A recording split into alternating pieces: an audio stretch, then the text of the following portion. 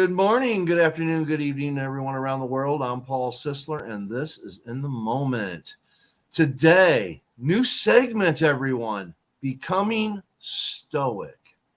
Now, just to let you know, I'm going to be, in future episodes, we are going to go over Rene Descartes, Meditations on First Philosophy. But today, before we get into Rene Descartes, I'm going to introduce you to Elizabeth Masters, and we are going to discuss a little bit about what philosophy, critical thinking, stoicism actually is. And next week, we will go right into Rene Descartes. Okay, so without further ado, Elizabeth, hello. Hi, Paul. How are you? Nice to see you. I am awesome. I'm awesome. And how are you doing today? Doing very well. Thank you. It's a All right. beautiful day. I'm happy to be here with you and with the viewers of this space today. All right. All right. Could you tell me a little bit about yourself? My name is Elizabeth Masters. Professionally, I am a customs broker. My educational background is in professional communication, which focuses more on personal communication in a professional atmosphere versus the media aspect of communication. I came to know Stoic philosophy a short time ago and have been so intrigued by it since that I've just really dove in, and happy to be here to share that today. Excellent. Excellent. Now, when people say philosophy, what usually pops into your mind right away? What do you usually think of? Well, what pops into my mind based on, what philosophy is in a very simplified way is really a guiding set of principles to help you live a chaos-free, happy, peaceful life. Okay. Okay. There's a lot of different definitions, meanings. People hear philosophy. Some people think, philosopher, they're crackpots. Philosophy has a lot of different meanings, but what I'm going to show right now is the Merriam-Webster, the study of fundamental nature of knowledge, reality, and existence, especially when considered as an academic discipline. Okay. Now, the philosopher is someone that wants knowledge. It basically comes down to knowledge, looking for more knowledge. Correct. And when you start breaking down philosophy, there's a lot of different aspects you can go into. Your research. You can go into ethics, aesthetics, metaphysics, I can't even say it. Epistemology. There we go. Logic, political philosophy. We're going to focus more on the logic aspect of philosophy. And the reason for that is critical thinking. I want people to break things down and learn from this and be able to make educated decisions in life. So now, when you hear critical thinking, what do you think? When I hear critical thinking, I think of reflection. I think of taking something and breaking it down in your mind. I think of core understanding. I think of, fundamental principles. And critical thinking is really valuable in solving a lot of life's problems. From the most internal issues that you may have on a daily basis to, solving global problems. It's really important to identify what issues are, where they're coming from, and different ways that you can mitigate them, manage them, and solve them. So what really comes to mind really is just breaking things down on an intellectual basis in order to navigate through things in life. Wow, exactly. I mean, you've nailed it. The critical thinker is all those things that Elizabeth just said. There's someone that's going to break things down. If you go by the definition of critical thinking is the objective analysis and evaluation of an issue in order to form a judgment. Okay. Now, I want you to think about it in more like these terms, because the part about critical thinking that I like is argument. Okay. I talk about this in detail in my book, The Art of Absolutes and the Art of Argument. Mm-hmm. As an example, you have premises with a conclusion. This is to define what an argument is, whether it's a valid argument or a sound argument. Sure. And a lot of people today do not utilize this aspect of critical thinking. So, as the example, premise A, all cars are blue. Premise B, John owns a car. Conclusion, John owns a blue car. Okay. If premise A and premise B are true, then the conclusion has to be true. Correct. Okay. Because if all cars are blue and John owns a car, then John owns a blue car. Okay. Now, that is a valid argument. It is. What makes it a sound argument is A and B have to be true. We all know all cars aren't blue. Therefore, it's not a valid argument. It's just it's not a sound argument. It's only a valid argument. And this is where a lot of the problems in the country are today. We don't have enough critical thinkers out there. What's your thoughts on that? Well, my thoughts are a little bit more humanistic, in that I think where people lack critical thinking could be just more a result of their day-to-day lives. People are busy. I'm not sure if that's the driving force for everyone. But I find that we live in a very fast-paced society. There's a lot of demand and very little time. And media, particularly social media, has allowed people to get information very quickly. And that information is sometimes valid and sometimes sound and sometimes it's not. And so a lot of times people are looking at things on the surface, what they're seeing in front of them. And there was a period of time, even in my life, that I can recall where that information wasn't so readily available. And so in order to access it, you had to really dig for it. And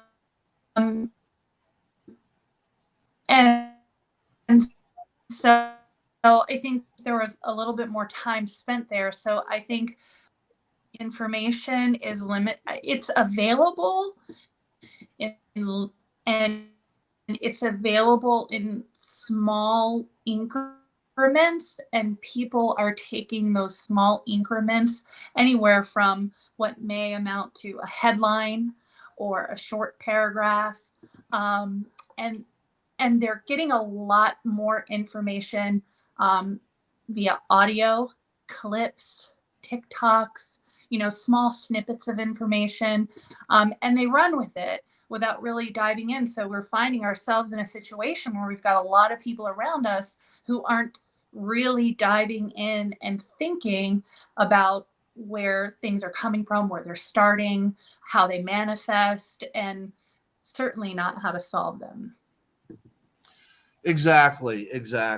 And just from what you said and all that, a lot of people, they just the example that I gave about premise A, premise B, and then conclusion, Correct. They don't even take what they're getting from those snippets, whether it be TikTok or YouTube or the social media and all that.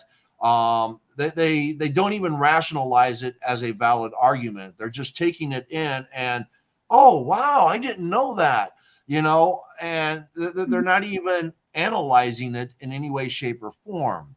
So I think that people need to take a step back and start doing this. That they need to start analyzing things a little bit more. Now, since we honed in on critical thinking, we've honed in on philosophy a little bit. Um, I'd like to know what your thoughts are on stoicism. When you hear somebody talking about being a stoic or learning stoicism, what do you think stoicism is about, or what stoicism is about? Um, well, Well, you're kind of breaking up there, first, Elizabeth. Hold I on a just second. want to say that I think There we the go. word, is it good? We're good now? Yep, you're good now. Oh, okay, perfect. I just want to say that I think the word stoic or stoicism is like one of the words in history that's gotten sort of a really bad rap. There's a lot of misconception and misunderstanding around the word stoicism. A lot of people associate stoics with being emotionless or lacking any sort of emotion whatsoever, but it's really not. That is a huge misconception. When I think of stoicism, it is basically a philosophy that is used to increase the positive aspects of your life, decrease the negative aspects and the negative thinking in order to create a more balanced, peaceful, healthy life. And people often picture Stoics as being these drones, these, people with just no emotion, just very monotone sort of people. And that's not it. When I think of Stoicism, I think of people who reflect, who take the time to understand their thoughts, their feelings, versus just immediately reacting to them, and learning how to control them and knowing, how to control and how to center, to keep that balance and keep that peace in a nutshell. Yes, absolutely. The definition of stoicism is the endurance of pain or hardship without the display of feelings and without complaint. And that is Yeah. the reason why people think that Stoics are emotionless. The reality is that someone that truly embraces Stoicism, it's not that they don't have emotions; it's that they've learned to control them. They've learned to Correct. allow themselves to feel them when they need to, and not feel them, or not to where they don't feel them, but not to express them depending upon the situation. And what I've seen throughout my life is that I've found that a lot more women are actually stoic than what men are, because men, and this is kind of funny because we just talked about this yesterday. Yeah. Um, People look at women and they think, "Oh my God, they're just so emotional. They're just so emotional." And the reality is that men are emotional, and men usually resort to violence when they lose control of their emotions. They act and react, and a lot of that usually is violent. Just look at our prison system. Okay, I mean, but Right. without going into that, that's another topic for another day. I have found that women are so much closer to true stoicism than what men are. I think that more men need to go more into critical thinking. Women actually, for everything that they do in life, they're actually the better critical thinkers when dealing with everyday scenarios, everyday life, planning things out and doing things, where men, we got to have a set schedule and we got to follow that. We have to become routine, you know, Right. And when something interferes with that routine, we get angry and upset. This is where you have to look at all of these different aspects of philosophy, critical thinking, and stoicism. Okay. Um, Right. People that endure a lot of pain and hardship, um, they, yes, they could be a stoic. And more than likely, if they're a stoic, they're probably a philosopher also without even realizing it, because they analyze everything, they break everything down, they set their emotions aside, and they figure out what the best way is to do this instead of Right. just reacting emotionally. Correct. And I find that one of the things, especially in my life, is I sit back and when I get upset, I get mad, I get frustrated, I get sad, I get happy. I mean, even getting excited and happy and acting like the fool because, oh my God, this is so much fun. This is so much fun. Blah, blah, blah, blah, blah. Yes, it's great to express emotions, but there's also certain times where you have to sit back and not show them, that you have to deal with a Right. situation. And that's where stoicism truly comes in, and critical thinking and philosophy Correct. and knowledge. One of the interesting things that you said about women being, maybe more naturally stoic, I don't know.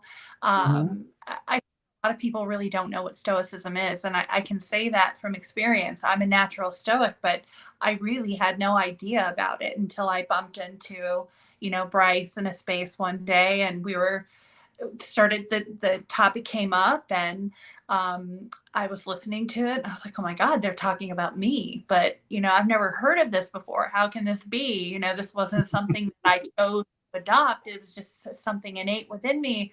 And I think it's interesting that you bring up the point that more women are naturally stoic when stoicism is male dominated. So Yes.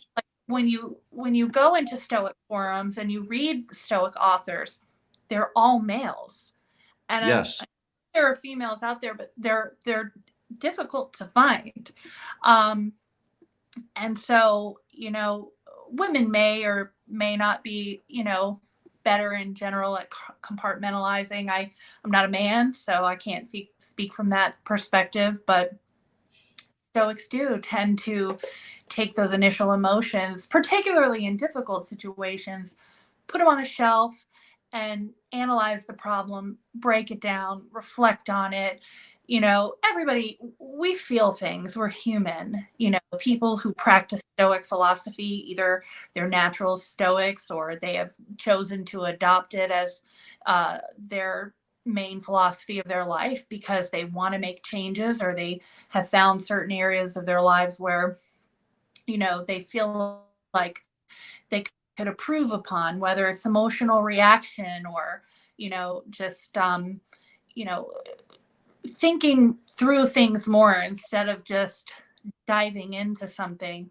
um, I think that it it serves us in that we put our feelings aside. We feel the feelings. The feelings are there.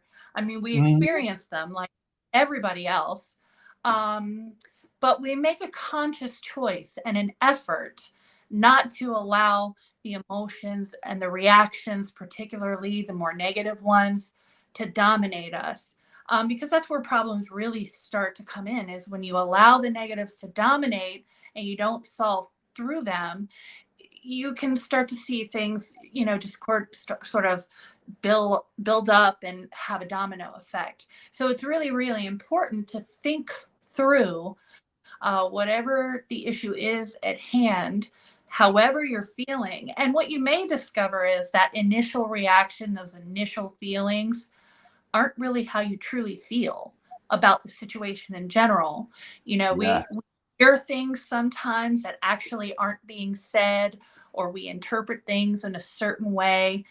And if we respond to them immediately, we're not giving ourselves or the people around us a chance to really, you know, understand if Mhm. we're receiving the information correctly in the first place. And so Stoicism really helps people to sort of absorb, take a step back, calm yourself, and handle things in a really productive way. And if you can handle things in a productive way for yourself, you're better able to serve the society, your family, your community, the people around you, Yeah. much better and much. Yes, absolutely, absolutely. And that's one of the things that, like, when I was growing up, I was fast to react. Somebody would say something, and I would be like, just what'd you say? Just getting up in their face, and instead of, where, as I've gotten older, if somebody says something, I'll be like, Excuse me, I didn't quite catch that." Where Yeah, instead of allowing my emotion, which immediately, if I think that I'm being threatened or something, I'm in threat, I will right, turn around, and the usual reaction, especially for men, is testosterone, puff chest, get in your face. I'm ready for a fight. Okay, that's where fight and flight comes in. right, Then, if you actually take a step back and you analyze the situation and you start asking questions, analyzing it, breaking it down, make sure you heard what you thought you heard. And instead of getting mad and angry, it's like, why would you say that? Why would you ask that? Why would you present that? Why would you be this way? right, And walk away. Because, again, the best thing to do, the philosopher, the stoic, the critical thinker, is to break things down and analyze it. And right, I have found that in my life, I haven't met a lot of philosophers, stoics, critical thinkers. I've met a lot of people that are more apt to react just blindly. Kind of like Bryce always says, like, when people come into the room and they're coming in there to present an argument and all that, they're coming in there not with good faith. They're coming in there to respond and to right. upset people. Whereas if somebody comes with good faith and good intention, I'm willing to have a discussion. And again, going back into what we're seeing in the world today, people aren't willing to have a discussion. No, and I think people see a lot of things that are really triggering, it's particularly on social media. And they do cause immediate reactions. And we've all been there. Like we've all been in a situation where we have heard something or seen something that has really just pushed our buttons to the point of reaction. Even the calmest person Mhm. is acceptable to that. Everybody has a button. It's just a matter of knowing what those buttons are and really working to control them. And that's what stoicism is all about. Part of what comes with that is what's in your control and what's not in your control. And when people can master that question, is this in my control? Yes or no? And they can learn to take a step back and not focus on the things that aren't in their control. It leads to the path of peace and happiness a whole lot faster, because you realize that, you know, there's just no point in fighting these battles that are unwinnable. And in doing that, you actually become unassailable, and you become very valuable, to yourself, and again to those around you and the community that you serve, whether it's just the most localized community, which is your family, or a broader audience and people, out into the world. You're able to reach and help a lot more people, which is really, really important. Yes. We have T. Paul's Playground in here, a friend of mine from my writing community. He is actually on the vellum with me on Fridays. And he's made a few comments and statements. So, becoming stoic is becoming a critical thinker. Um, it's part of being a stoic, yes. You can be a critical thinker and still not be stoic, because you can be Right, a critical thinker and still have problems with your emotions. You still might be someone that your emotional state still becomes overbearing, even though you analyze and break everything down. The world just becomes too much for you. right, So a true stoic can take no matter what comes at them in life and break it down and analyze it and deal with it, no matter how bad, how horrible, how brutal it is. The other question that T-Paw threw out there was, so managing your emotions is part of Stoicism. Absolutely. Very much. Absolutely.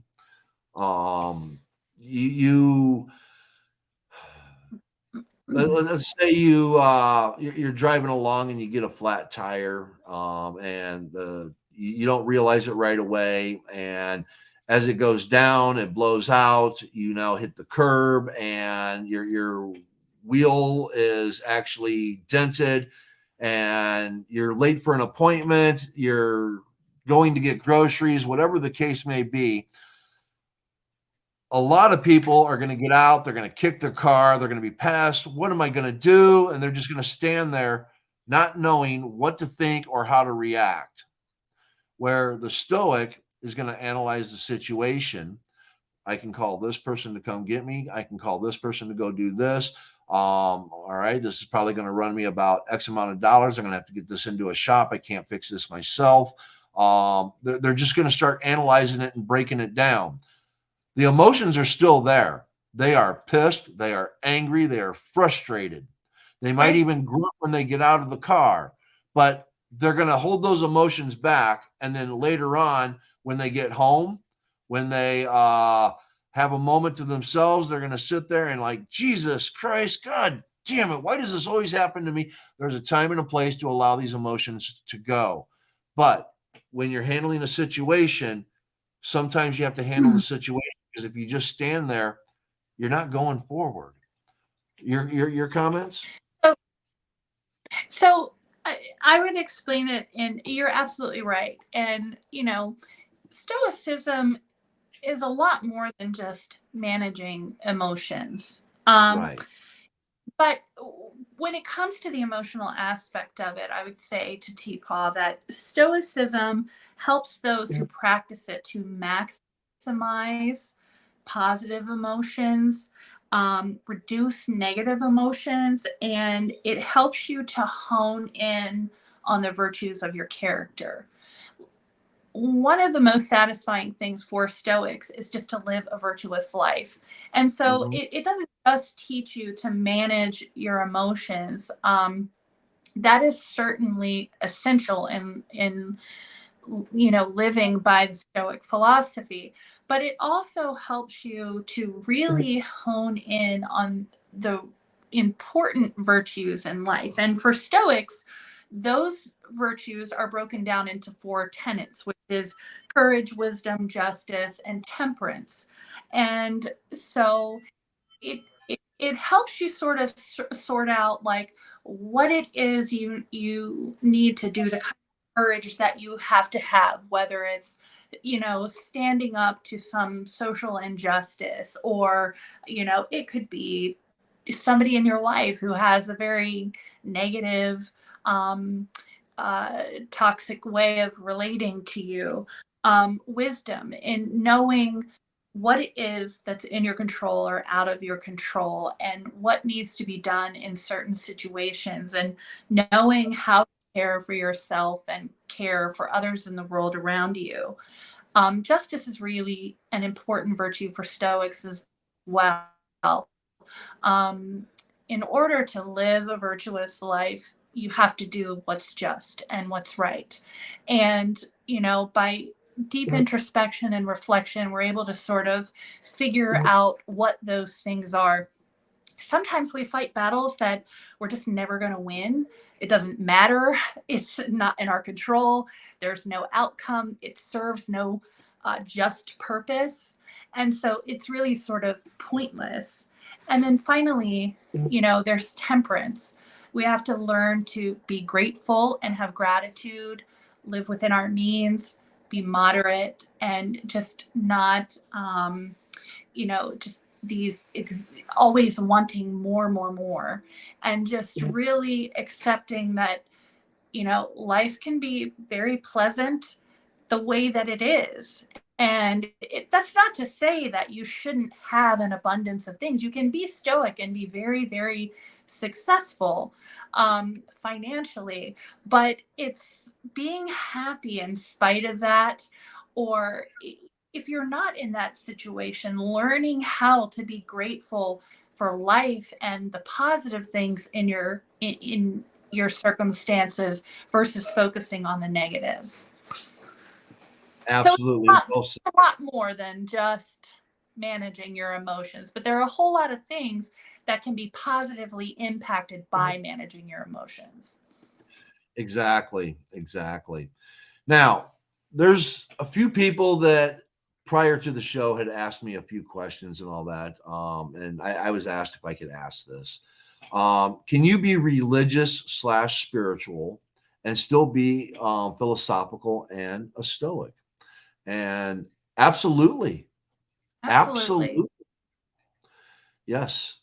Part of why we're going to go into Rene Descartes is for that reason. We want to point out, aspects of um, what made him such an excellent philosopher. We're going to do, base an opinion on whether or not we believe he was a Stoic or not. Um, I personally do not think he was. I think he was a tremendous philosopher, but I don't think he was a Stoic. But that's my personal view and a reason why, and I have reasons why, and we will get into that as we go through the meditations of his first philosophy. Um, your thoughts on religion, spirituality, and philosophy and stoicism? Well, I've been in spaces with Bryce and Benny, and we've had a couple of discussions where I have said I believe Jesus was a Stoic. You know, Jesus, whether you believe in Christianity or religion, I mean, Jesus is a notable figure in multiple religions, not just Christianity. He's a notable figure in Judaism as well as Islam.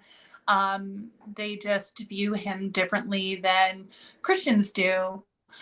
But when you learn about Stoicism, like really dive in and delve into Stoic principles, and then you look at Jesus, the human being, there are a lot of parallels there. So I always joke that I think Jesus was a Stoic.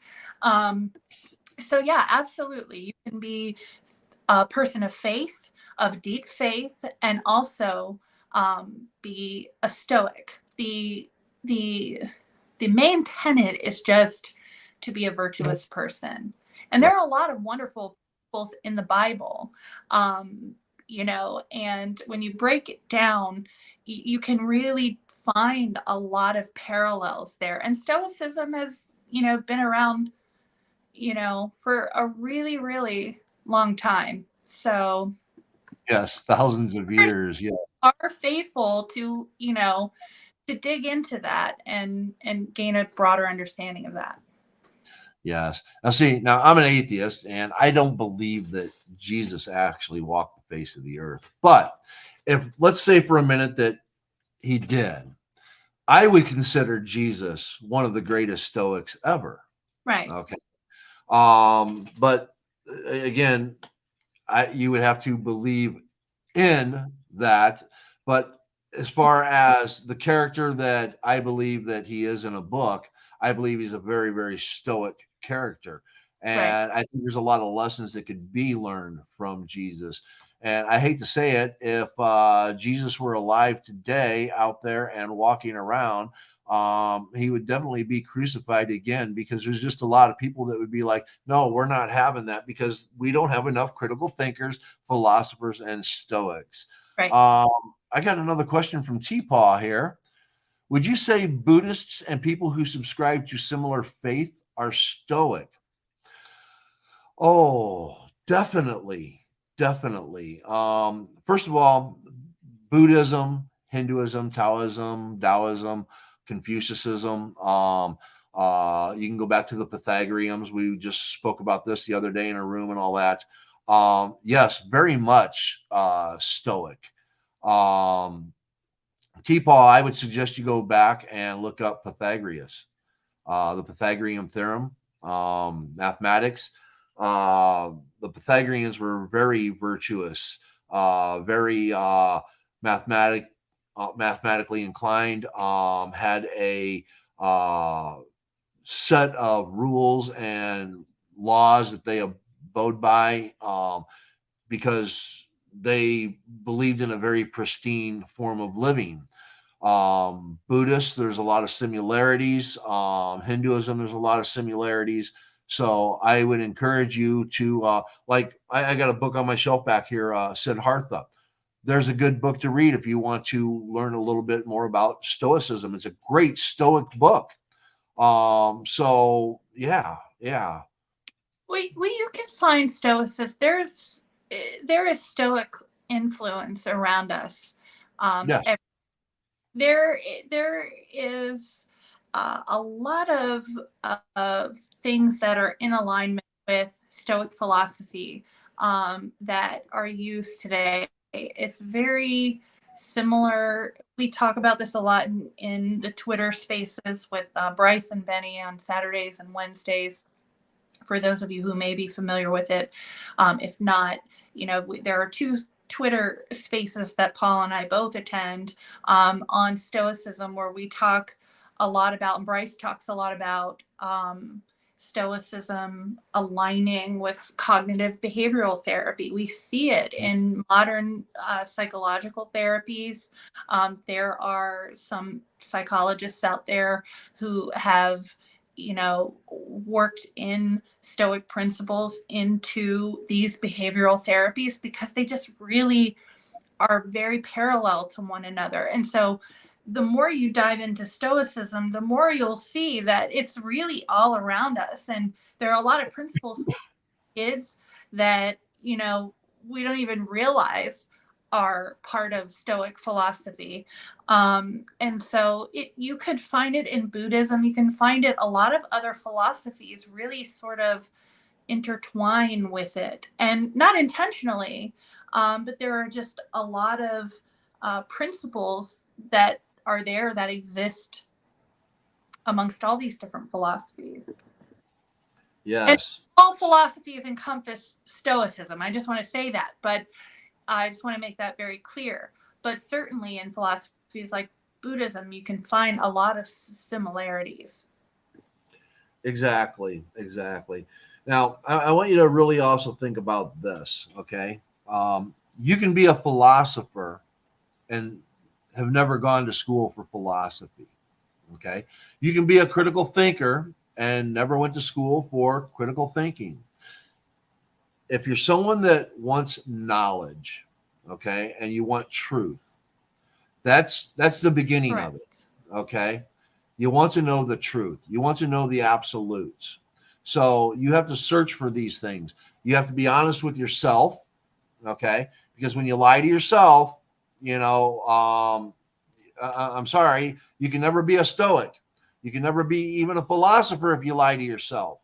Well, I guess you could be, because um, in knowing the truth, and knowingly lying to yourself, I guess in some way, if you're going to utilize that to your benefit, I guess that would be a form of bad philosophy. But you could be a bad philosopher. But Good. yeah. So, but But the bottom line is, I have to what? say, not a Stoic. You couldn't be an untruthful person and call yourself a Stoic, because the basis of Stoicism is living a virtuous life and being Right. virtuous. And one of the things about Stoicism is that it really forces you to take a look inward, and you have to face the truth about yourself before you can look at the world, and try to find truth in the world. You really do have to do a lot of self-examination. And sometimes that's a painful process. Like, it's not always comfortable, you know, facing truths about yourself that, could, open your eyes to some things that need to change. It can be quite uncomfortable. But I agree with you, Paul, but I wouldn't say that that applies to Stoicism. No, exactly. You could be a bad philosopher, but you couldn't be a stoic and be a bad philosopher because, again, the virtue aspect of it. I want to ask you because and what Elizabeth had just stated is another reason why we're going to be going into Rene Descartes. Okay, because it has to do with beliefs, being truthful to yourself, and being able to look at the belief systems that you have, and would you be able to throw away your entire belief system as you know it and reevaluate yourself and learn about yourself. Take everything that you think you already know and just throw it away. Boom. Start all over. Could you do that, Elizabeth? That's a really hard thing to do. It's a lot of rewiring, but I think anybody is capable of it. I think if there are things that you're really dissatisfied with in your life, and you feel an empty hole, or maybe some things haven't gone so well in your life, and you just, you want to seek, understanding, I think, or make changes. I do believe that is possible. I think anybody can change, but you have to be willing to put the work in. And I'd like to think that I could do it if I needed to. I try to take a very honest approach with myself. I try to look at myself, and when I make mistakes or hurt people, which is usually unintentional, but most of the time, majority of people don't really hurt people intentionally. We do a lot of things unintentionally that have negative impact. We could do things with the best of intentions and still have negative impact. So I'd like to say that, yeah, I can take a pretty good look at myself and look in the mirror and, admit my faults and change them. Although I will say that change is not easy, but I think it could be done. I think people can do it if they really are willing to embrace themselves, look at that ugly truth sometimes, and put the work in.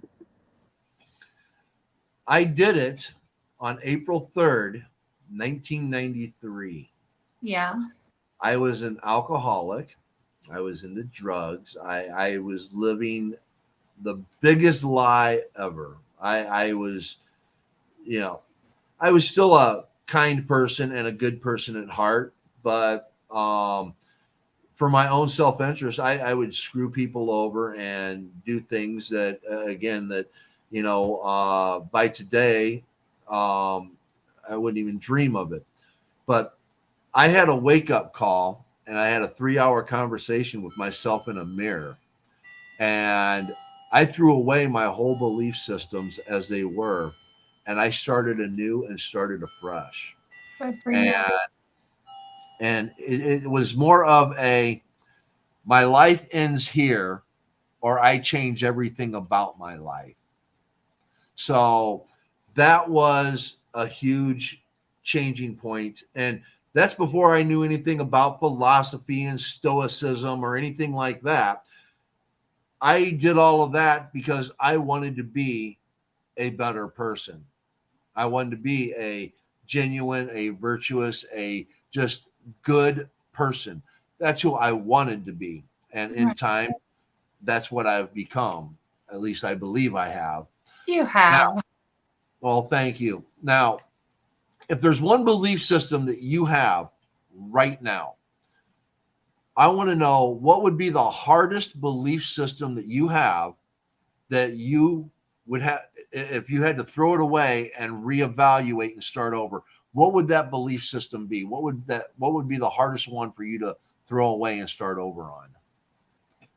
Well, it's interesting you asked me this, because this past year has been a really difficult year for me, and it has come with helping deal with one of my teenage daughter's issues.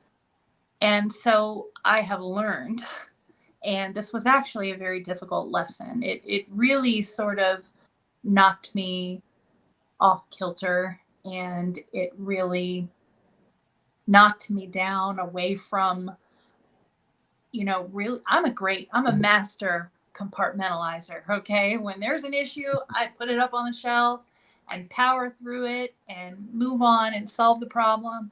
Sometimes I'm not so good at going back and dealing with the real raw emotions that I've experienced because of it, because I've solved the problem and we're good and we can move on.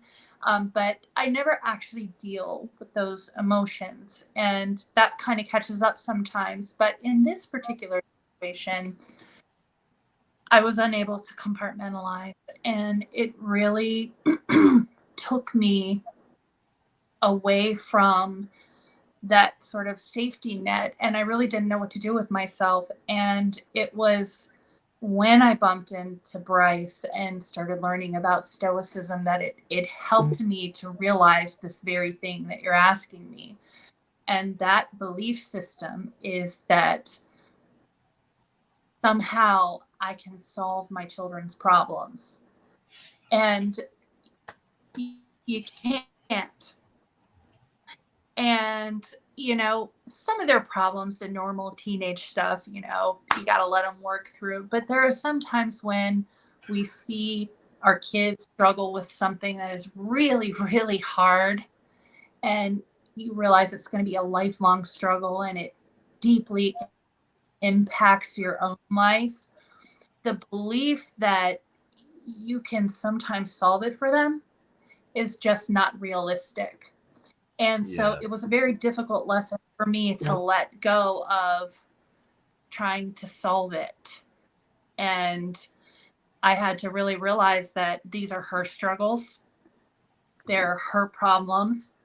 I'm only ever going to be able to be here as a guide to try to give her the tools and resources. So the belief system for me that I've been forced to throw out is that I can solve their problems, especially the ones they're going to struggle with long term. And that was a really, really hard lesson, but Yes. some helped to reground me in that.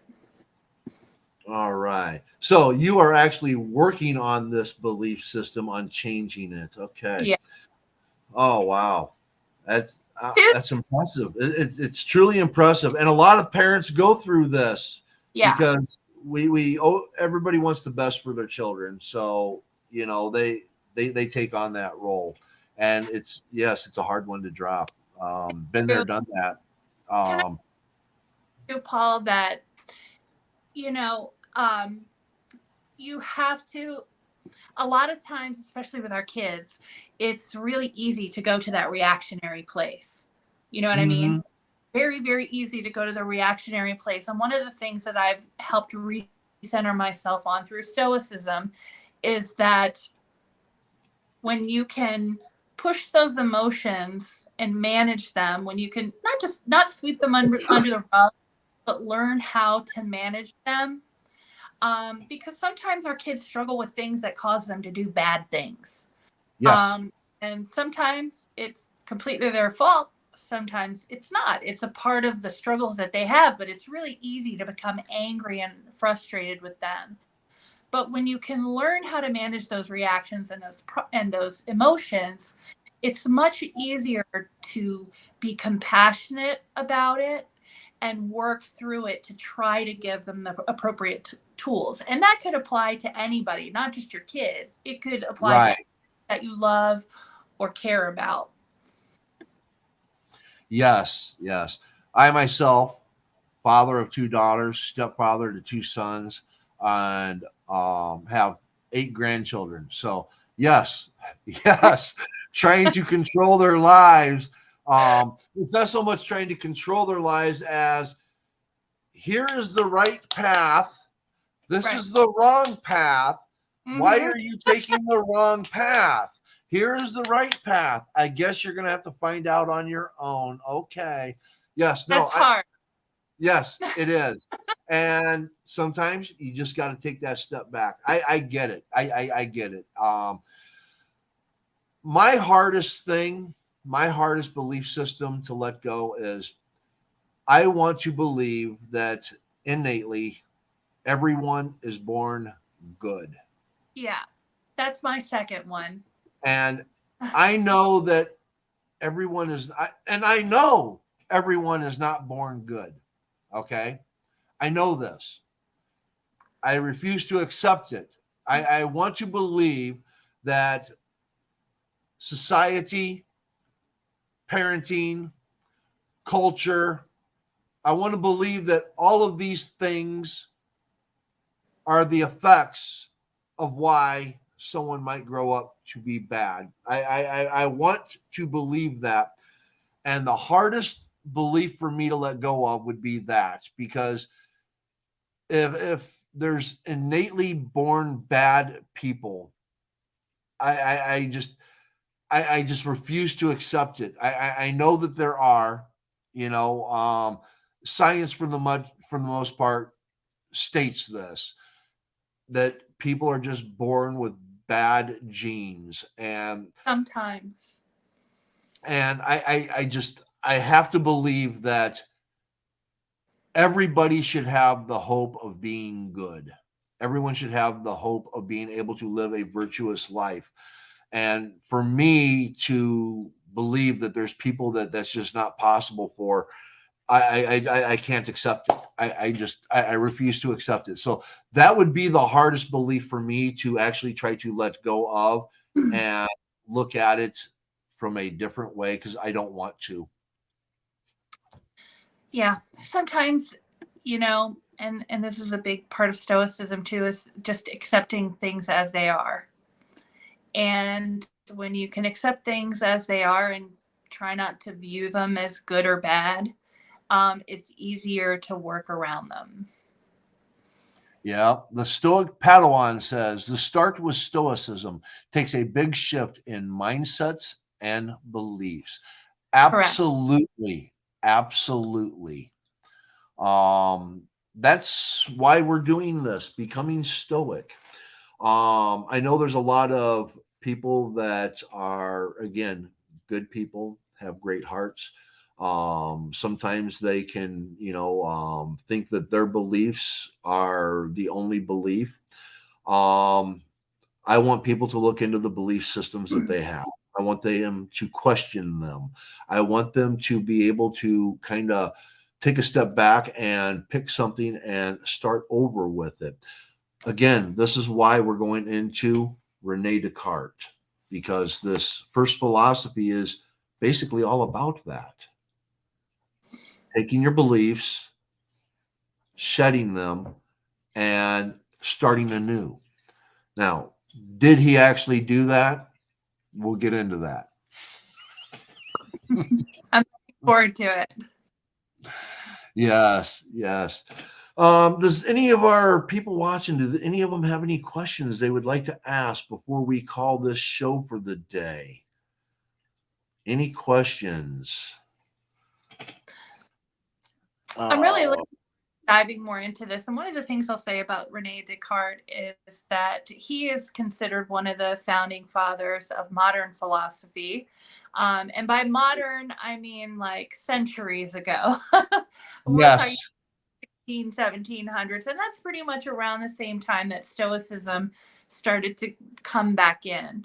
And he did apply a lot of Stoic principles in his philosophies. But one of the things that were different from him was he didn't view people, passions as a negative. Well, I don't want to say not as a negative. He didn't view them as intellectual sicknesses, where some Stoics do. He just thought that they were basically instruments by which you could use them to gain control of more irrational desires or impulses.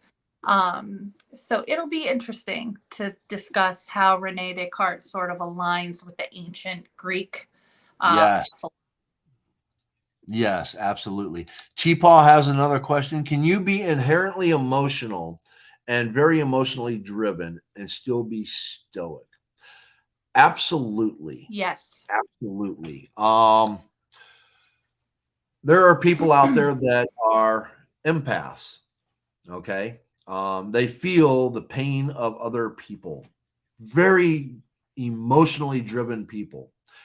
I happen to Yes. be one of those. I'm an emotionally driven person, but you Same. can also learn to restrain those emotions and hold them in, curb them. I wouldn't say shove them down so far that you no longer feel them. No, you're still going to feel them.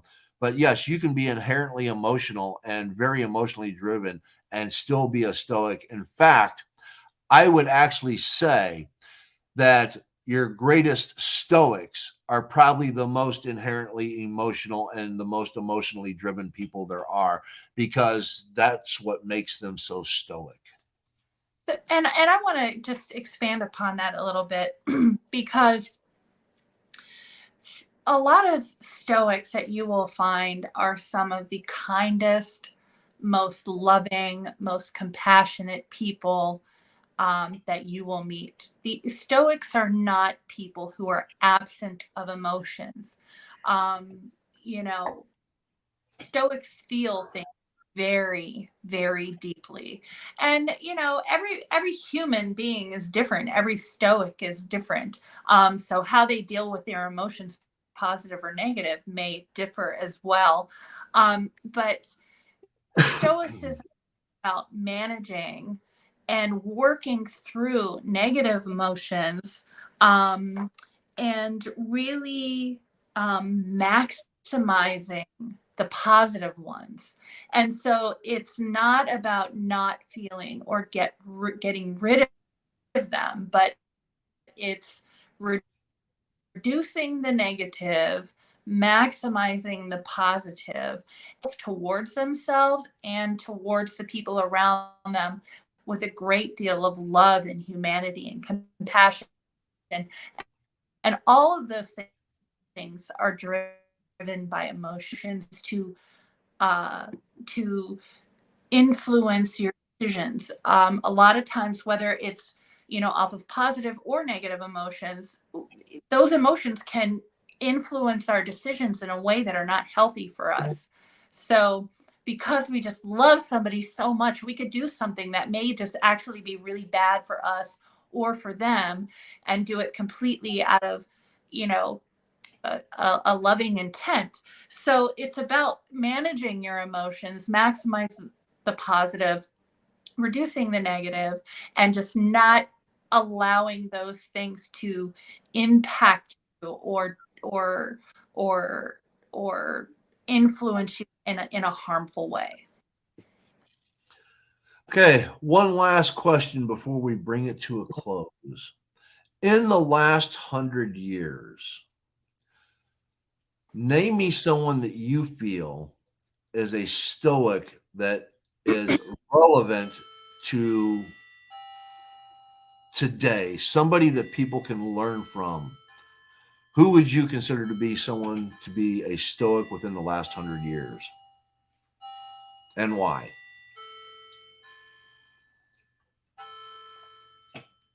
Well, I don't know if you're referring to like in pop culture or Anything, anything. It could be a teacher you once had. It could be a president. It could be an actor. It could be a singer. It could be a psychologist. It could be anybody. well, if I Well, definitely say Barack Obama, but a lot of presidents, whether no matter which side of the aisle or which party they're from, they they have to really practice control. So I'm not sure I would look to a politician. Um, but there is one modern Stoic that we talk a lot about in spaces, and that's Donald Robertson. And for me, he's a huge influence. I was introduced to him by, Bryce and Benny and the Stoic spaces we attend. And I would encourage anybody to check out his work. He's got some great books on Stoicism. He's also a practicing psychologist, who does use Stoicism in his cognitive behavioral therapy. And he's been a huge positive influence on me. So how about you, Paul? Malcolm X. Interesting. And he started out very angry and he learned a lot. He made a trip. He came back a different person. And if he wasn't stoic, he worked real hard at being stoic. Right. So that would be my pick. And there you go. I think that people can learn from other people. And I think someone that you can learn from that has been in a mindset that is able to change their way of thinking for the better is someone to really be looked at and thought about. Right. So for me, it's Malcolm X. And I know T-Paul's on here. Really? Malcolm X? I know that that's going to bring up a lot of people like, Paul, are you out of your mind? There will be an episode down the road that I have planned that we will talk about Malcolm X. Okay. Well, I'm gonna have to do my homework on that because I'm not familiar with Malcolm X and if he's been a Stoic, but I'm looking forward to learning about that. Yes, I think he was a Stoic and he didn't yet know it. And I think if he would have been allowed to live a little bit longer, I think we would have seen that. Okay. Oh, hey, here we go. Here we go. Before we close her out, Keanu Reeves is an example of a modern day Stoic as well. Absolutely. Yes. Absolutely. I agree. Yes. He's such a beautiful human and he's such an intriguing person and I can't even believe that he didn't come to mind. But he's absolutely right. Yes. Yes. Ashton Kutcher. Yeah. Another one. Yes. Yes. Kushner. Did I say it right? Ashton That 70s show. Kutcher, I think. Yep. All right, everybody. We are at that hour point. Elizabeth, awesome, awesome, awesome. Remember, everyone, be kind, be happy, and may good things come your way. Thank you. We'll see you next week. Yes.